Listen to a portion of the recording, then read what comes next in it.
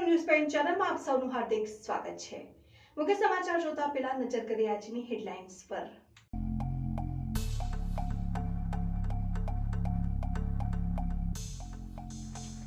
માર્ગ મકાન વિભાગ પાલનપુર દ્વારા શહેરી વિસ્તારમાં રસ્તાઓની મરામત કરવાની કામગીરી પૂરજોશમાં।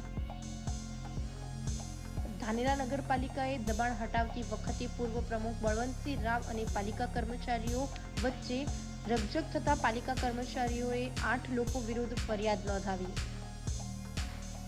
આવતીકાલે દેશની પ્રથમ સોઇલ ટેસ્ટ લેબોરેટરીનું થશે લોકાર્પણ। સોઇલ ટેસ્ટ લેબોરેટરીથી બનાસકાંઠામાં માટીના ધબકારા જીવિત થશે। ડીસા જૂના ડીસા બનાસ નદીમાં મામલતદારે સપાટો બોલાવ્યો હતો, જેમાં રાત્રિ દરમિયાન બનાસ નદીમાંથી રેતીની ચોરી કરતા રેતી માફિયાઓને ઝડપી પાડ્યા। પાલનપુર તાલુકાના ગઢ ખાતે અતિ પ્રાચીન વૈદ્યનાથ રીંગણિયા મહાદેવનું મંદિર આવેલું છે, જ્યાં દૂર દૂરથી લોકો પોતાની માનતા પૂરી કરવા માટે આવતા હોય છે। રીંગણિયા મહાદેવની ગોળની માનતા માનવાથી અનેક ચામડીના રોગો સહિત રોગો નાબૂદ થાય છે। ત્યારે સમગ્ર જિલ્લામાંથી મોટી સંખ્યામાં લોકો અહીં ગોળની માનતા હોય છે અને એ માનતા પૂરી કરવા માટે વૈદ્યનાથ મહાદેવના મંદિરે આવતા હોય છે। રીંગણિયા અતિ પ્રાચીન છે, જ્યાં ગુરુ ગોવિંદગીરી મહારાજ પૂજા કરતા હતા। જો કે ગુરુ ગોવિંદગીરીની સમાધિ પણ મંદિર પરિસરમાં આવેલી છે અને ગામના અનેક લોકો ગુરુ ગોવિંદગીરી મહારાજના સેવકો છે। આ વર્ષે શ્રાવણ માસ નિમિત્તે સમગ્ર માસ દરમિયાન અહીં ગ્રામજનોના સહયોગથી શિવલિંગને બિલીપત્ર અને પૂજન કરવામાં આવ્યું હતું। આજે શ્રાવણ માસનો છેલ્લો સોમવાર અને સોમવતી અમાસ હોય 11 કુંડાત્મક મહાલઘુ રુદ્ર યજ્ઞનું આયોજન ગામના તમામ સમાજના યુવાનો દ્વારા કરવામાં આવ્યું હતું, જેમાં તમામ ગ્રામજનોના સહયોગથી રવિવારે ભવ્ય શોભાયાત્રા નીકળી હતી અને સોમવારે સવારે યજ્ઞ શરૂ થયો હતો, જેમાં વિદ્વાન પંડિતો દ્વારા યજ્ઞમાં બેઠેલા યજમાનોને આહુતિ આપવામાં આવી હતી અને સાંજે આ યજ્ઞની પૂર્ણાહુતિ થયા બાદ ભગવાન ભોળાનાથની મહાઆરતી કરવામાં આવી હતી ને ત્યારબાદ સમગ્ર ગ્રામજનોને ભોજન પ્રસાદ પીરસવામાં આવ્યો હતો। ત્યારે આજે આ મહાયજ્ઞમાં હજારોની સંખ્યામાં ગ્રામજનો વૈદ્યનાથ મહાદેવના મંદિરે દર્શન માટે ઉમટી પડ્યા હતા અને ભગવાન ભોળાનાથના દર્શન કરીને ધન્યતા અનુભવી હતી। આજે વૈદ્યનાથ મહાદેવના મંદિરે ગામના દરેક સમાજના યુવાનો સાથ ભેગા મળી અને આજે સોમવારના દિવસે સોમવતી અંબાના દિવસે 11 કુંડી હોમાત્મક યજ્ઞનું આયોજન કરેલ, તેમાં દરેક ગામજનોના સહયોગથી આ યજ્ઞ અમે કરેલ અને યજ્ઞ સુખ શાંતિ પૂર્ણ થયેલ અને સાંજે પ્રસાદનું આયોજન કરેલ, તો સર્વ ગામજનોએ સાથ સહકાર આપી પ્રસાદ લઈ અને આ યજ્ઞ આજે અમે અહીંયા પૂર્ણ થયો। બોલો નબદેશ્વર મહાદેવની જય। હું ચંપકલાલ રવિશંકર જોશી ગઢ ગામનો વતની છું। મારી ઉંમર 71 વર્ષ છે। આ જે વૈદ્યનાથ મહાદેવનું મંદિર છે એ વર્ષો ઘણું જૂનું પુરાણું છે અને અહીંયા ચામડીના રોગો પણ મટી જાય છે અને જે કોઈ માનતા લોકો માને છે તેનું અહીંયા તેની માનતા ફળે છે અને લોકો શ્રદ્ધાથી અહીંયા આવી અને જે માનતા માની હોય ગોળને માનતા માને છે અને તેનો તે કરે છે। આ ઘણું પુરાણિક મંદિર છે। હું પણ નાનો તો ત્યારથી મને ખબર છે કે આ મંદિર ખૂબ જ જૂનું પુરાણું છે। અહીંયા શરૂઆતમાં ગોવિંદગઢ મહારાજ અહીંયા પૂજા કરતા હતા અને એમને વર્ષો સુધી પૂજા કરી। ત્યાર પછી અનેક સાધુ મહાત્માઓ બદલાયા અને પછી આ જે હાલ પ્રસંગ ચાલે છે ગામના તમામ લોકોના સહકારથી ચાલે છે અને અહીંયા વૈદ્યનાથ ઘણા રીંગણના વાવેતર થતું એટલે આજુબાજુ રીંગણ વધારે હોવાથી રીંગણા મહાદેવ પણ કહેવામાં આવે છે અને આ ખૂબ જ પ્રસિદ્ધ અને પૌરાણિક મંદિર છે અને ઘણા લોકોની માનતા પણ ફળે છે। અહીંયા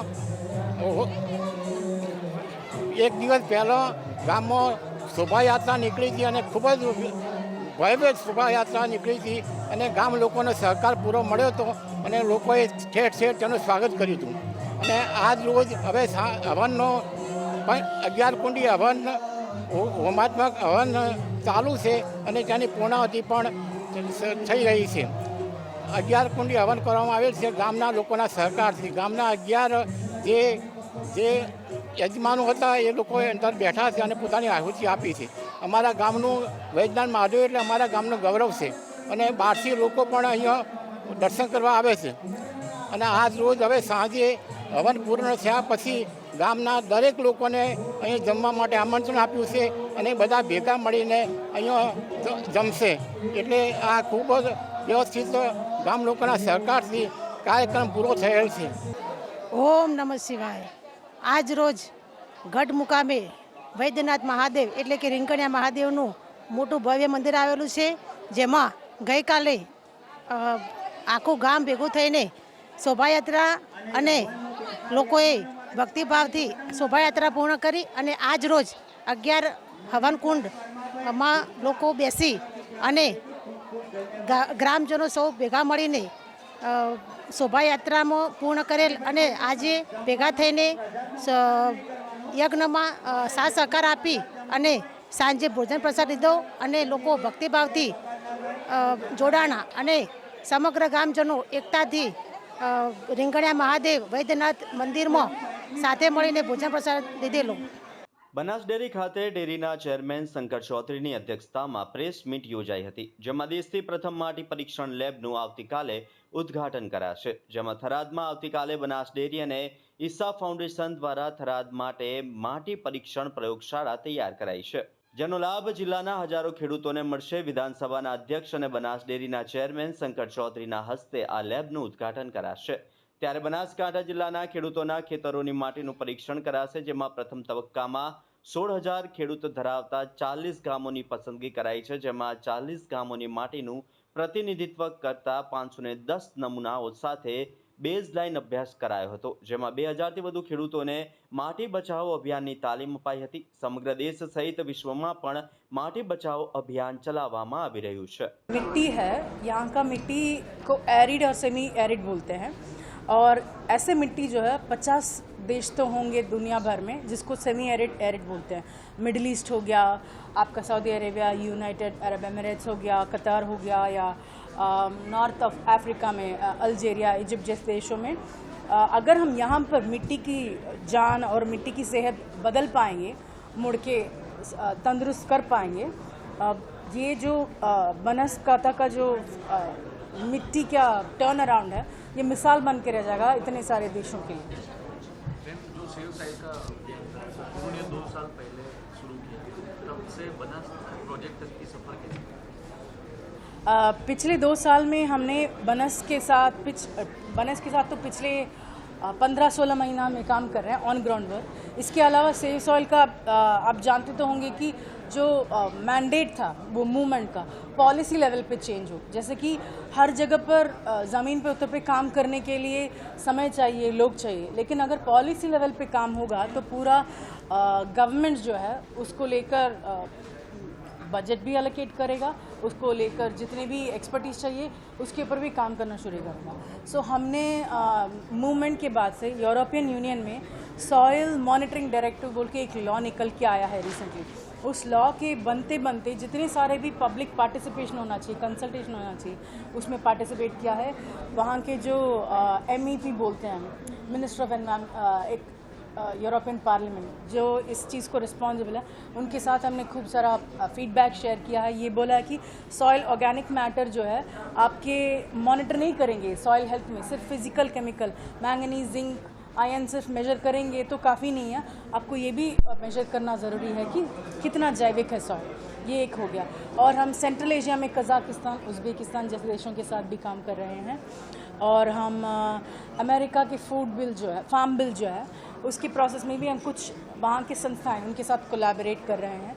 और देश भर में बहुत सारे गवर्नमेंट्स हैं, जैसे कि केन्या में ड्राउट रेजिलियन कमीशन बिठा था, उसमें भी हम मेंबर रह चुके हैं। सो बहुत सारे ऐसे देश हैं जिसमें एक्सपर्ट लेवल पे, पॉलिसी लेवल पे हम कोलैबोरेट कर रहे हैं वहाँ के लोकल संस्थाएं और गवर्नमेंट के साथ, ये चीज़ लाने के लिए लॉ में कि सॉइल जैविक होना चाहिए, उसको लेकर हमें जितने भी काम करना चाहिए, जितने भी पॉलिसी आनी चाहिए, वो लागू हो जाए। माटीनी जीवंतता ए लेबना माध्यमथी जाणी शकाशे અને દેશની આ પ્રથમ એવી લેબ છે કે માટીના જે રહસ્યો છે તેને જાણવા માટેનું માધ્યમ આ લેબ બનશે।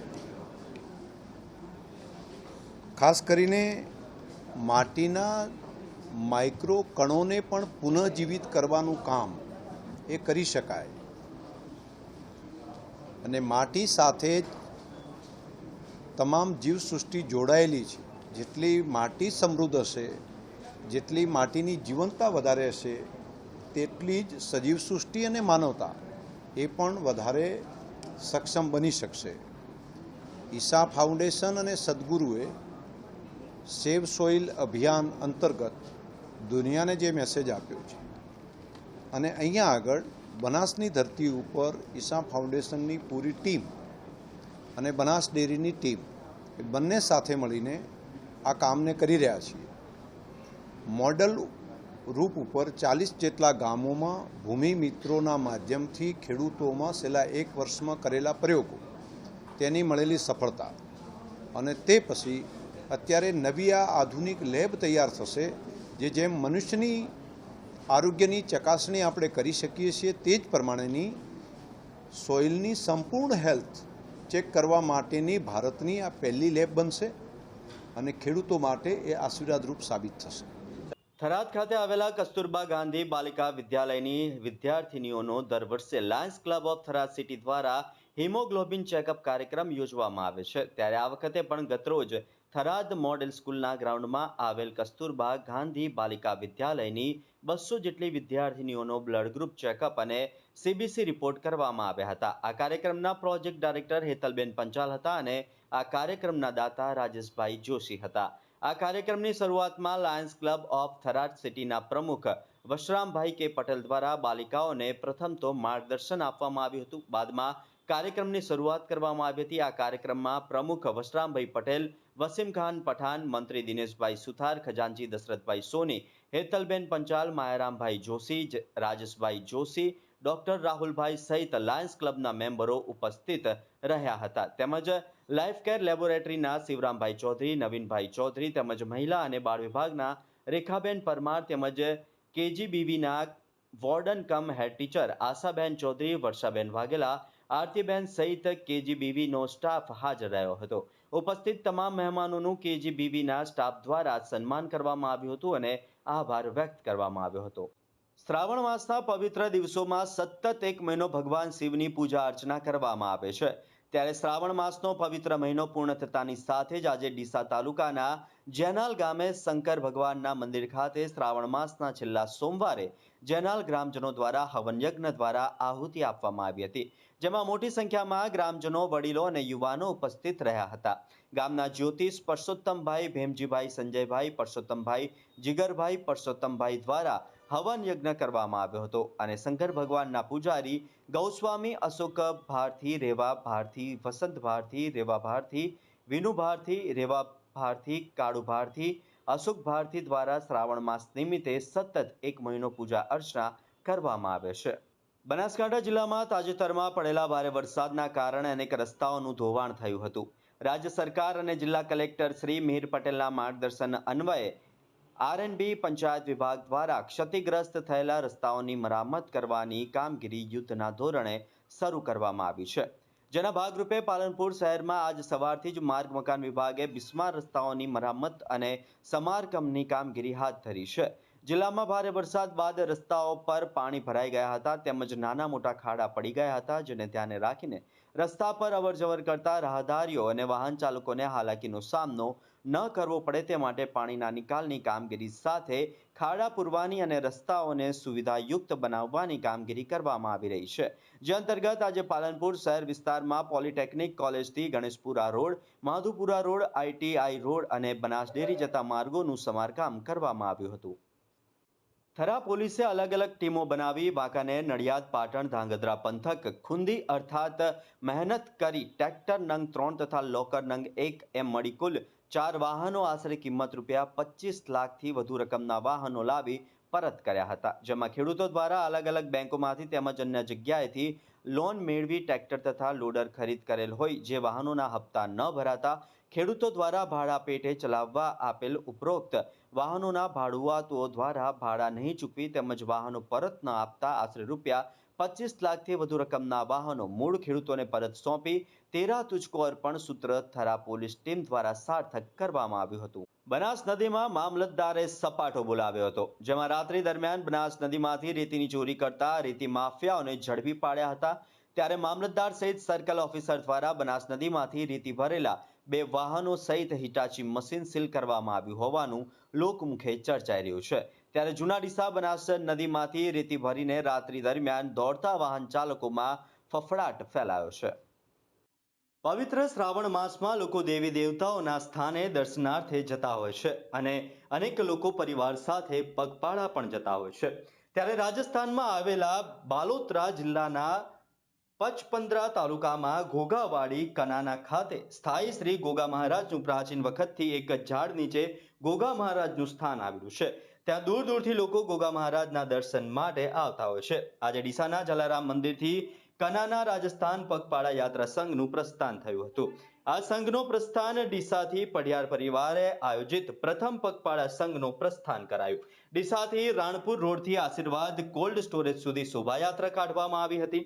શ્રી કનાના ગોગા મહારાજ પગપાળા યાત્રા સંઘનું ડીસાથી સાઉન્ડના સથવારે પઢિયાર પરિવાર દ્વારા સંઘનું પ્રસ્થાન કરવામાં આવ્યું હતું. આ પ્રસંગે મોટી સંખ્યામાં પઢિયાર પરિવાર, માળી સમાજ પરિવાર આ સંઘમાં જોડાયા હતા અને સાઉન્ડના સથવારે સમસ્ત ભક્તો ઝૂમી ઉઠ્યા હતા.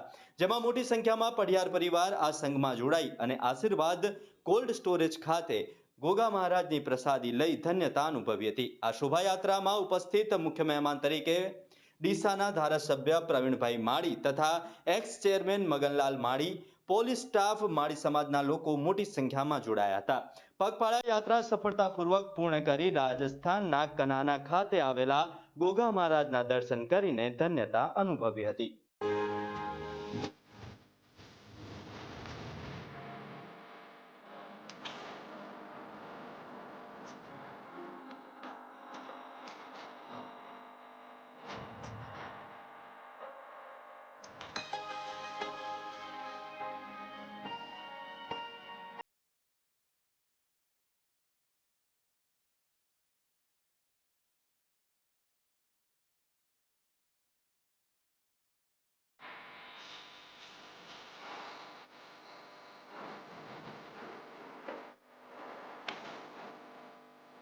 લાખણીની ગગનધરાને પરમ વંદનીય ચારણ ઋષિ બાપુના દિવ્ય પગલાથી આ ભૂમિને 4 ચાંદ લાગી ગયા. બાપુના પાવન પગલાથી ભૂમિ પવિત્ર બની ગઈ. લાખણી તાલુકાના ચાળવા ગામના રાજપૂત દુદારસિંહના કહેવાથી તેમના મિત્ર તખતસિંહ વાઘેલા તેમજ બાપુના પરમ સેવક કિશોરભા ગઢવીનું માન રાખી માં મોગલધામ કબરાઉના બાપુ સામંતભાઈએ મમતા મલ્ટી સ્પેશિયાલિસ્ટ હોસ્પિટલ લાખણી ખાતે એમના પાવન પગલાં કરી હોસ્પિટલની ધરતીને પાવન કરી હતી. ત્યારે મમતા હોસ્પિટલના માલિકો રાજપૂત ડુંગરાભાઈ રાજપૂત, અમિતાબેન, ડોક્ટર લાલજી રાઠોડ, પરમાર જસવંતભાઈ, ઠાકોર કલ્પેશભાઈ દ્વારા બાપુને પાઘડી પહેરાવી સન્માન કરવામાં આવ્યું અને બાપુના આશીર્વાદ લીધા. તેમજ વાવરાણા ગજેન્દ્રસિંહનું પણ પાઘડી પહેરાવી સન્માન કરવામાં આવ્યું હતું.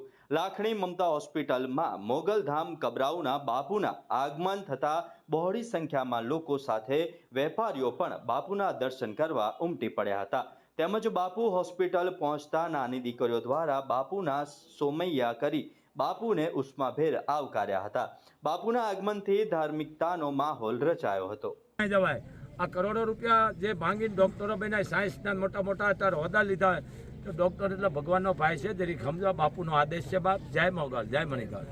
પાલિકાએ દબાણ હટાવતી વખતે પૂર્વ પ્રમુખ બળવંતજી રાવ અને પાલિકા કર્મચારીઓ વચ્ચે રકઝક થતા પાલિકા કર્મચારીઓએ 8 લોકો વિરુદ્ધ ફરિયાદ નોંધાવી હતી. પરિણામે રાજકારણ ગરમાયું હતું. વેપારીઓમાં આક્રોશ સામે આવ્યો હતો, જેના અનુસંધાને ફાર્મ હાઉસ ખાતે સર્વ સમાજ અને વેપારીઓની મીટિંગ રણનીતિ ઘડવા યોજાઈ હતી. જેમાં વેપારીઓએ આક્રોશ પાલિકા સામે રજૂ કર્યો હતો. ધાનેરા એમએલએ માવજીભાઈ દેસાઈએ મધ્યસ્થી કરતા આખરે મામલાનો સુખદ ઉકેલ આવ્યો હતો. માવજીભાઈએ ઘટતું કરવાની ખાતરી આપતા આગળની રણનીતિ પડતી મુકાઈ હતી અને દબાણ મુદ્દે રણનીતિ પડતી મુકાઈ હતી અને દબાણ મુદ્દે પાલિકાને નીતિ નિયમ મુજબ કાર્યવાહી કરવાની વાત પર ભાર મૂક્યો હતો.